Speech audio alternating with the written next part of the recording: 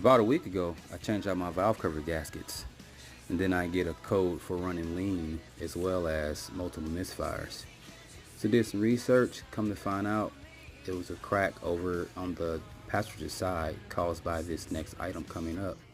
But I checked the hoses and everything else, and I heard when it was running that the it was air leak, and also the engine was running idle very hard. But there it is, a spacer. Somehow I over torqued it and cracked it. It lasted for a week, but I took everything apart, put it back together without that. Now it's running fine. Have a good day.